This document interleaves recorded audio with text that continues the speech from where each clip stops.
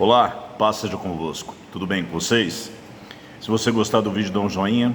Se você não for inscrito no canal, se inscreva, ative o sino para você receber futuras notificações, beleza? Bom, eu quero tratar de um assunto que talvez você já ouviu muito no meio do povo de Deus, que é o seguinte. Eu quero começar com uma pergunta, que é o título desse vídeo. Satanás foi ministro de louvor no céu? Satanás, ele era um músico? Porque nós ouvimos muito essa questão. E existem dois textos específicos na palavra de Deus que, teoricamente, eles são usados para descrever a pessoa de Lúcifer, enquanto ele estava no céu, sua queda e assim por diante. Então, eu gostaria de trazer algumas coisas importantes para que a gente possa considerar e chegar, vamos dizer assim, a uma conclusão, que é o seguinte. Lá em Ezequiel, especificamente, dois textos são usados basicamente. Isaías capítulo 14, do 12 em diante, e Ezequiel capítulo 28, 13 ao 15. E no capítulo 13 ao 15, na versão Almeida, revista e atualizada, diz o seguinte: Estavas no Éden, jardim de Deus, de todas as pedras preciosas te cobrias, o sárdio, o topázio, o diamante, o berilo, o ônix, o jaspe, a safira, o carbúnculo e a esmeralda. De ouro se te fizeram os engastes e os ornamentos. No dia em que foste criado, foram eles preparados.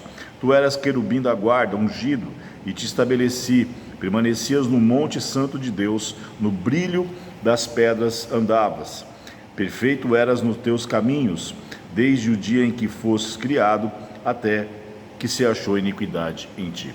Bom, vale lembrar, para nós começarmos a entender que nós não podemos dizer com certeza aquilo que a Bíblia não diz com clareza, ok? Isso é um princípio da exegese. Então, o que nós podemos é usar da própria exegese e trazer algumas compreensões de algumas coisas que nós lemos, que muitas vezes não tem o sentido literal. E eu estou falando tudo isso porque a minha esposa me fez uma pergunta, ela está estudando sobre música, louvor, essas coisas, ela falou assim, mas na palavra não fala que Satanás era um ministro de louvor no céu. Então eu quero trazer dois lados, o lado negativo, que nega essa concepção, e o lado positivo, tá? Então, a primeira coisa que eu quero que você compreenda é o seguinte: quando o texto diz, o texto de Ezequiel 28, ele é uma profecia contra Tiro, contra um líder de uma nação. Agora, o que acontece com isso? A profecia em si e a intenção de Ezequiel era falar sobre essa condenação de Tiro, essa profecia contra Tiro. Mas existe algo na teologia, na exegese, que chama-se tipificação. Então, por exemplo, nós compreendemos que o Egito tipifica o mundo e que Faraó, ele tipifica Satanás. Então, trazendo para esse texto, nós podemos compreender que Tiro é uma tipificação de Satanás. Porque, ora, o texto está dizendo aqui, e aqui diz literalmente, estivestes no Éden. Quem esteve no Éden?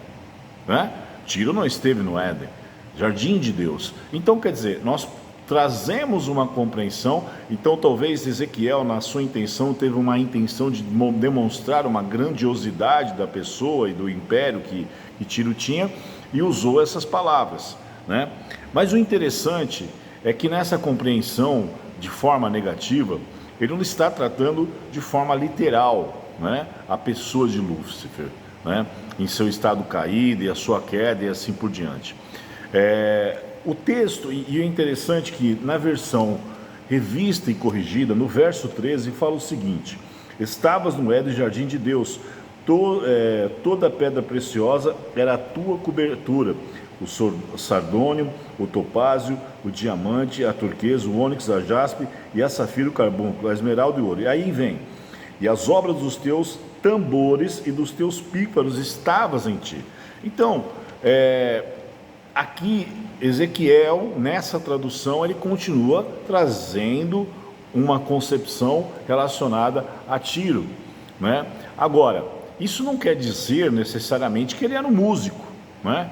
O fato de ter no texto, né, algumas versões, a palavra tambores e pífaros não quer dizer necessariamente isso.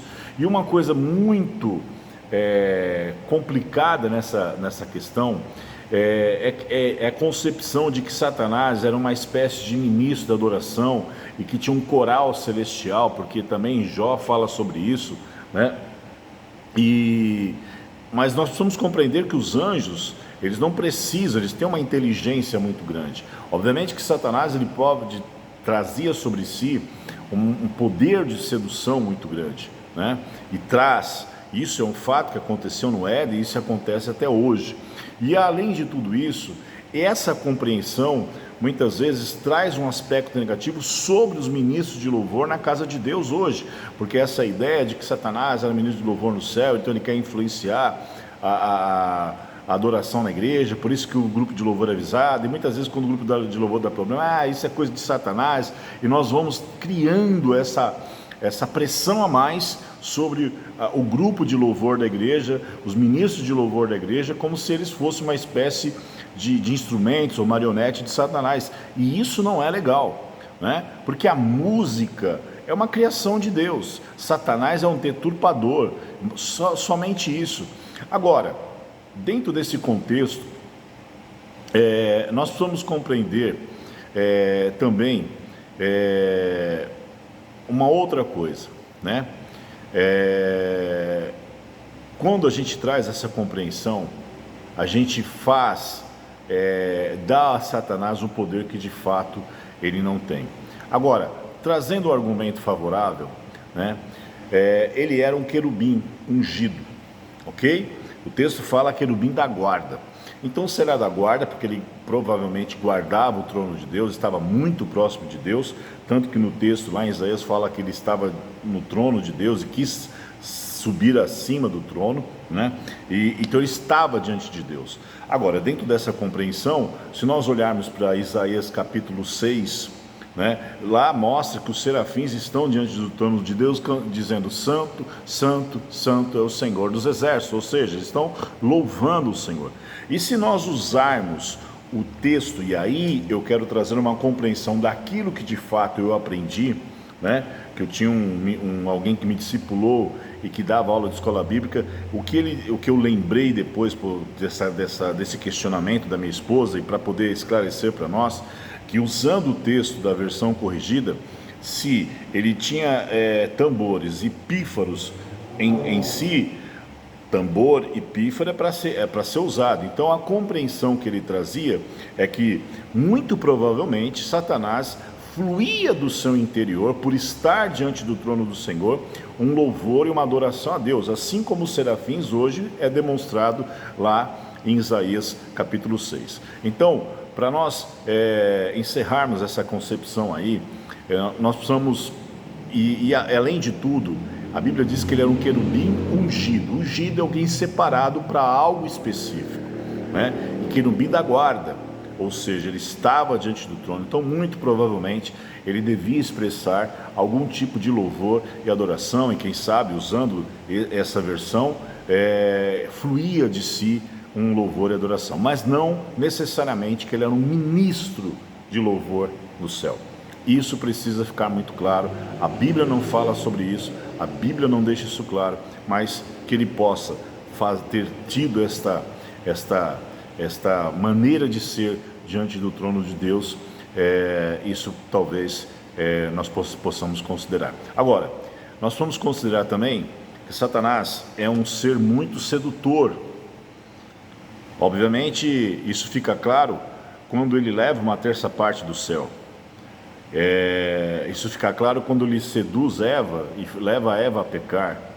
E ele tem um poder de influência, não que ele seja um criador da música, mas um poder de influência da música. Inclusive, Eu gostaria que vocês assistissem uma série do Brasil Paralelo que fala sobre a história da música durante o decorrer de toda a história humana, e você vai perceber que Satanás, ele usa e usufrui dessa concepção, desse instrumento para trazer muitas vezes destruição, prostituição e assim por diante. Então, não necessariamente que a música é ruim, né? Música secular, não secular, não é isso. A questão é se a música fere os princípios de Deus.